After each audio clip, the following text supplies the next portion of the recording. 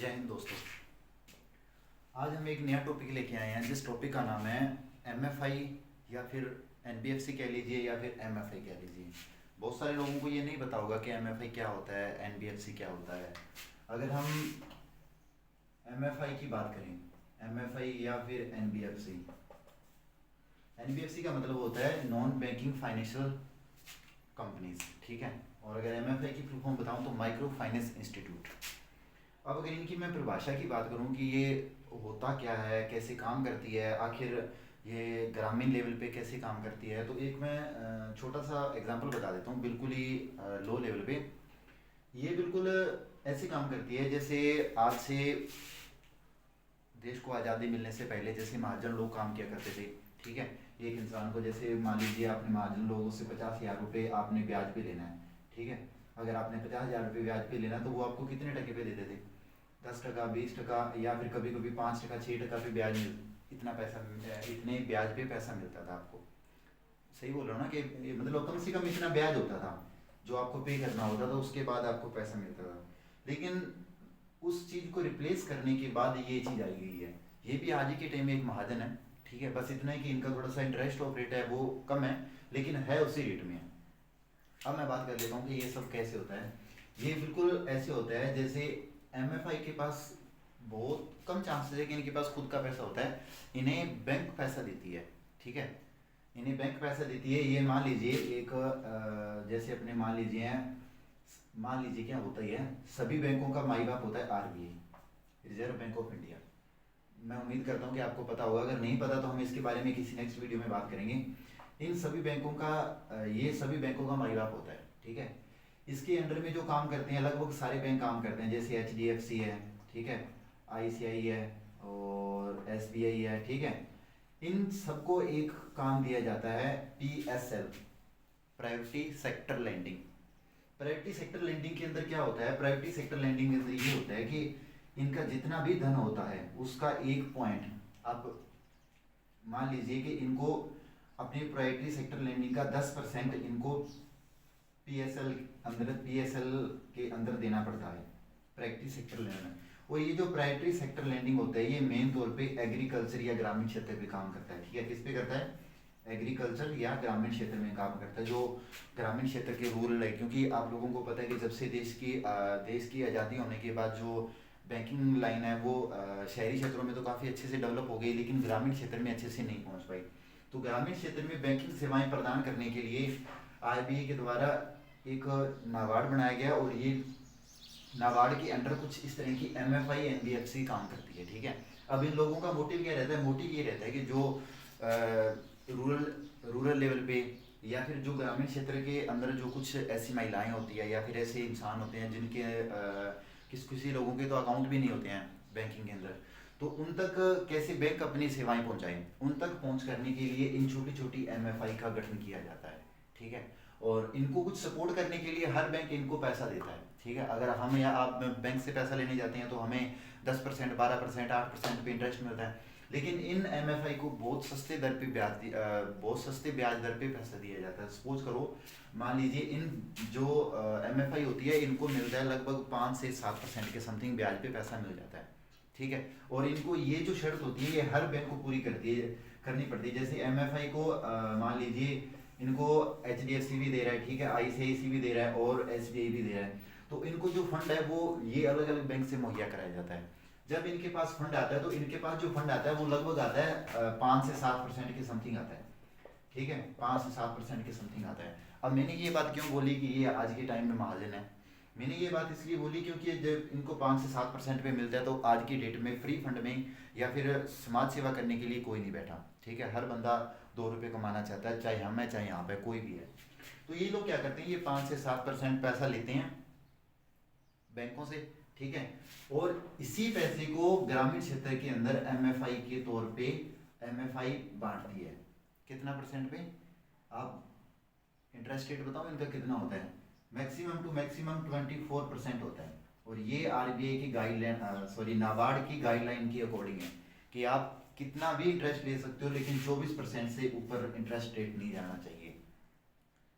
किसी भी ग्रामीण क्षेत्र के अंदर जब आप लोन देते हो तो इससे ज़्यादा नहीं आपका लोन जाना चाहिए, ठीक है, आपका कितना भी खर्चा बैठता है नहीं बैठता है, कमाई होती है नहीं होती है, हमें उससे कोई मतलब नहीं है, लेकिन आपका 24% से ऊपर इंटरेस्ट ऑफ रेट नहीं जाना चाहिए। ठीक है, ये चीज़ बताती है एमएफआई। एमएफआई के अंदर ये चीज़ लागू होती है। उसके बाद आप लोगों ने देखा होगा, और ये देते भी कितने हैं, मैक्सिमम टू मैक्सिमम स्टार्ट होता है इनका 35,000 रुपये से। ठीक है, 35,000 रुपये से ये एक जो फर्स्ट टाइम पेमेंट देते हैं 35,000 रुपये दे सकते हैं। उसके बाद जब उनकी रिकवरी बढ़िया रहती है तो ये 50,000 भी दे देते हैं। ठीक है, 50,000 भी दे देते हैं। ग्रामीण क्षेत्र के अंदर ये जो एमएफआईज होती हैं, ये सेल्फ हेल्प ग्रुप या ज्वाइंट लायबिलिटी ग्रुप, इन दो ग्रुप्स को पैसा देती है। समझ में आ गया? सेल्फ हेल्प ग्रुप या फिर ज्वाइंट लायबिलिटी ग्रुप। इसके अंदर क्या होता है, जैसे मान लीजिए किसी भी गांव के अंदर या किसी भी ग्रामीण क्षेत्र के अंदर 8 से 9 सदस्य मुहैया करवाए जाते हैं और उनको वो पैसा दिया जाता है। और वो पैसा जो होता है वो पर्सनली एक्सपेंसिव के लिए नहीं होता है कि आप पर्सनली यूज़ कर सकते हो। वो पैसा दिया जाता है कि आप अपना कोई भी छोटा मोटा धंधा शुरू करो। सपोज करो कोई भी जो आपको बढ़िया लगता है, आप अपना कोई भी छोटा मोटा धंधा शुरू करो ताकि आपका जो जीवन स्तर है उससे सुधारा जा सके। ठीक है, मेन जो चीज़ होती है वो होती है जीवन स्तर को सुधारने के लिए। क्योंकि अगर देश की आज़ादी को इतना टाइम हो गया, अगर इतना भी नहीं कर सकते तो फिर किस चीज़ की बैंकिंग फाइनेंस है, बैंकिंग लाइन है। जीवन स्तर को सुधारने के लिए ये स्टेप उठाया गया था। ठीक है, और इसके अंदर कुछ ना टर्म एंड कंडीशन रखी गई थी कि जैसे मान लीजिए कि जो सेल्फ हेल्प ग्रुप का मेंबर है वो ज्वाइंट लायबिलिटी ग्रुप से पैसे नहीं ले सकता। ठीक है, जो इसका मेंबर है वो इसमें ऐड नहीं हो सकता है। समझ रहे हो मेरी बात? और जो इसका मेंबर है वो इसमें ऐड नहीं हो सकता है। Self help group joint liability में नहीं हो सकता और ज्वाइंट लायबिलिटी वाला एसएलपी एसएचजी में नहीं हो सकता। ये इनका ऐसा कुछ रहता है, लेकिन ग्राउंड लेवल पे कितनी सच्चाई है वो सब आप जानते हो, बोलने की जरूरत नहीं है। ठीक है, और इनकी कुछ क्राइटेरियाज होते हैं। ठीक है, अब ये क्राइटेरियाज क्या होते हैं, इसके अंदर क्या होता है, ये सिर्फ कस्टमर को पैसा दे सकते हैं। ठीक है, ये सिर्फ कस्टमर को पैसा दे सकते हैं कि हाँ ठीक है हम आपको पैसे देते हैं। 35,000 से स्टार्ट होता है। अब इनका मतलब ये नहीं है कि ये कस्टमर का अकाउंट खोल देंगे। ठीक है, ये कस्टमर का अकाउंट खोल देंगे, ठीक है आप 10,000 डलवा दीजिए, 15,000 निकाल लीजिए, किसी पूरे साल में कभी भी पैसे निकलवाइए कभी भी डलवाइए। ऐसा सिस्टम, ऐसा राइट इनको नहीं दिया गया हुआ है। ठीक है, बैंकों की तरफ से। पहली चीज ये। सेकंड चीज ये है कि किसी की भी जमाई स्वीकार नहीं कर सकते। जमाई स्वीकार करने का मतलब क्या है, ये पैसे की एफडी नहीं कर सकते हैं। समझ रहे हो मेरी बात? एफडी नहीं करते हैं अपने। मान लीजिए अपने किसी भी बैंक में जाते हैं, अपना 1 लाख रुपए देते हैं, एफडी होती है, कभी भी उसको निकलवा सकते हैं। ये राइट सिर्फ बैंक को है, इनको ये राइट नहीं रहता है, क्योंकि ये नॉन बैंकिंग फाइनेंशियल कंपनी होती है। और ये जो इनका पैसा रहता है ये रिस्क फ्री, ये रिस्क वाला पैसा रहता है, क्योंकि अगर आएगा तो वेल एंड डन, अगर नहीं भी आ सकता तो ये फुली रिस्क वाला पैसा रहता है। लेकिन फिर भी इनकी ये कोशिश रहती है कि 110% रिकवर होता है। तो क्योंकि अगर इनका ये पैसा रिकवर होएगा तो ये बैंक को भी वापस करेंगे, और अगर बैंक को वापस करेंगे तो नेक्स्ट टाइम इनको फिर से पैसा मिलेगा। और अगर ये पैसा बैंक को नहीं दे पाए, ठीक है, आप कोई भी XYZ पैसा, आप कोई भी बैंक मान लीजिए XYZ, अगर ये बैंक को पैसा नहीं देंगे तो बैंक का पैसा, आप समझ सकते हो, अगर बैंक का पैसा डूबता है तो वो इनडायरेक्ट वे में कहीं ना कहीं जाके, डायरेक्ट वे में नहीं सी तो इनडायरेक्ट वे में जीडीपी को हिट करता है। तो फिर दोस्तों आपको भी पता है कि हर चीज़, अगर किसी चीज़ के बेनिफिट होते हैं तो उस चीज़ के नुकसान भी होते हैं। लेकिन अगर ग्रामीण क्षेत्र में देखा जाए ना तो इन कंपनीज का कोई खास रोल रहा नहीं। अब खास रोल नहीं रहा, मैं ऐसा क्यों बोल रहा हूँ, इसके पीछे भी एक कारण है। अब जैसे मान लीजिए इसके अंदर जो मेन शर्त ये थी कि आप एक ही मेंबर को अपने एक से ज़्यादा लोन नहीं दे सकते। ठीक है, एक से ज़्यादा लोन नहीं दे सकते।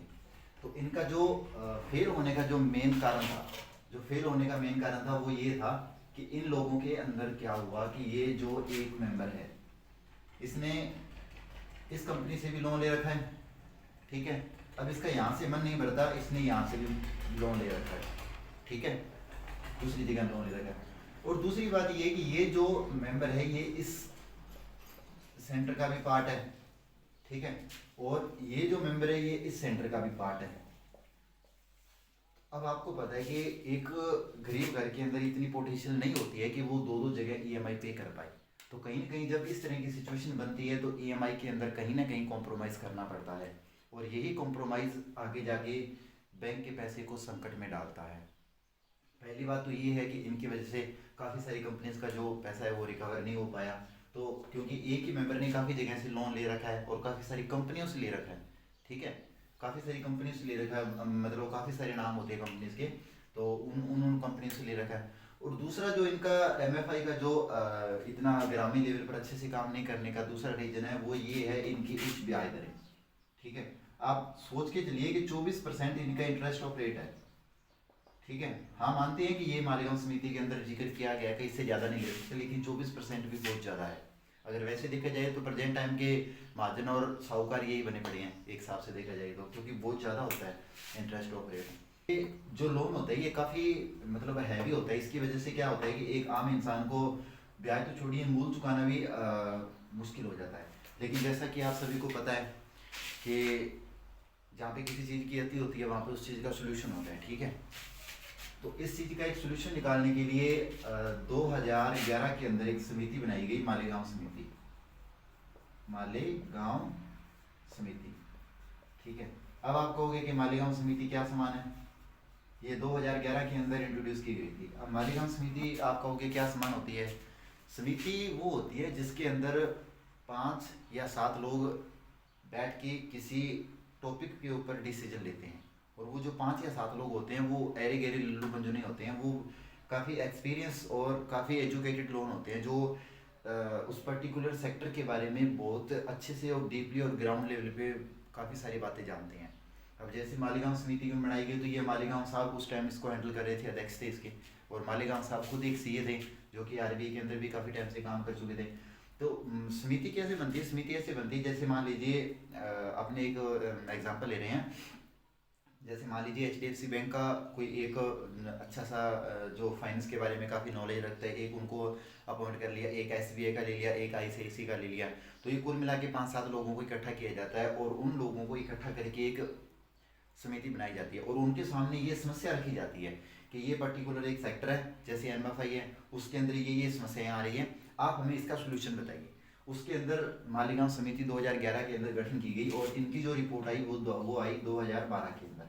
ठीक है, इनकी जो रिपोर्ट आई वो आई 2012 के अंदर। इनकी जो 2012 के अंदर जो रिपोर्ट आई, इन्होंने उस रिपोर्ट के अंदर काफ़ी सारी चीज़ें मेंशन की। अब मैं एक छोटा सा डिटेल बता देता हूँ आपको कि इन्होंने काफ़ी सारी चीज़ें मेंशन की। इन्होंने काफ़ी सारी चीज़ें मेंशन की। इन्होंने सबसे पहले तो ये कहा कि इनको रेगुलाइज करने के लिए एक इनका माई बाप बना दीजिए। ठीक है, जैसे शेयर मार्केट को जो रेगुलाइज करता है उनको सेबी कहा जाता है, सेबी उनका माई बाप है। इंश्योरेंस के अंदर नाबार्ड है, बैंकिंग के अंदर आरबीआई है। अगर वैसे तो नाबार्ड का सॉरी सेबी का और इटाई का मैं जिक्र कर चुका हूँ पिछली वीडियो में, अगर नहीं देखिए तो आई बटन में लिंक दे दूंगा, आप देख सकते हो।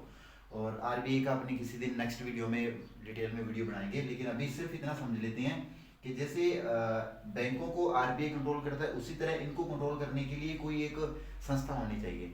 तो उसी तरह इनको कंट्रोल करने के लिए एक नाबार्ड जो कि ऑलरेडी पहले से है उसको अंडर में दिया गया। ठीक है, इनको नाबार्ड के अंडर में रखा गया। नाबार्ड एक खुद एक बैंक है जो आरबीआई के अंडर में काम करता है और ये जो बाकी एनबीएफसी है ये नाबार्ड के अंडर में काम करती है। ठीक है, सबसे पहली बात इनको ये कहा गया। ठीक है, और दूसरी बात इनको ये कही गई कि आप जितना भी उनको अमाउंट देते हो XYZ कितना भी है, चाहे 5 है, 15, 20, 25, 30, 35 जितना भी देते हो, आप उसका 1% से ज़्यादा प्रोसेसिंग फीस नहीं ले सकते। 1% से ज़्यादा प्रोसेसिंग फीस नहीं ले सकते। और जो तीसरी रकम ये देगी वो ये देगी कि जिस कंपनी का 100 करोड़ इन्वेस्ट करके जो एमएफआई ओपन कर रही है, चाहे वो XYZ कोई भी कंपनी है, अगर कोई भी कंपनी 100 करोड़ रुपए लगा के अगर एक एमएफआई ओपन कर रही है तो वो सिर्फ अपने लगाए हुए पेमेंट का 10% से ऊपर नहीं कमा सकती है। 10% से ऊपर नहीं कमा सकती है। आप सोच रहे हो 10%, अगर 100 करोड़ रुपए कोई बंदा इन्वेस्ट कर रहा है तो वो मात्र 10 करोड़ रुपए ही कमा सकता है। ठीक है, अगर कोई बंदा 100 करोड़ रुपए लगा रहा है तो सिर्फ वो 10 करोड़ रुपए ही कमा सकता है।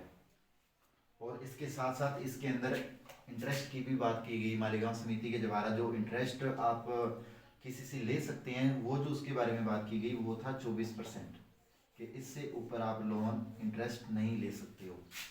ये मालेगांव समिति की कुछ सिफारिशें थी जिनके ऊपर एक रिपोर्ट आई 2012 के अंदर। उसके बाद कंपनीज इसीलिए तो 24% से ऊपर किसी का भी इंटरेस्ट ऑफ रेट नहीं होता है। ठीक है, आपका जो प्रोसेसिंग फीस होती है वो लगभग 1% के समथिंग होती है, लेकिन फिर भी पता नहीं क्यों इन कंपनीज के परफॉर्मेंस में अभी भी वो बात नहीं है जो होनी चाहिए थी। ग्राउंड लेवल पे जो पैसा दिया जाता है वो अच्छे से रिकवर नहीं हो पाता है। सो XYZ कुछ भी रीज़न हो सकते हैं, लेकिन जो मेन रीज़न है वो मैंने अपने लेवल में बताने की कोशिश की है। और ये एक MFI और NBFC को मैंने अपने लेवल पे अच्छे से एक्सप्लेन करने की कोशिश की है। मैं उम्मीद करता हूँ कि आपको ये काफ़ी अच्छी लगेगी वीडियो। दोस्तों अगर अच्छी लगती है ना तो आप अपना प्यार जरूर देके जाइए इस वीडियो पे। नेक्स्ट वीडियो में हम किसी अलग टॉपिक पे बात करेंगे। और अगर आपने म्यूचुअल फंड वाली या फिर इंश्योरेंस वाली वीडियो नहीं देखी है तो लिंक मैं डिस्क्रिप्शन में दे दूँगा, आप जरूर एक बार विजिट कीजिए। तब तक के लिए मिलते हैं किसी नेक्स्ट वीडियो में।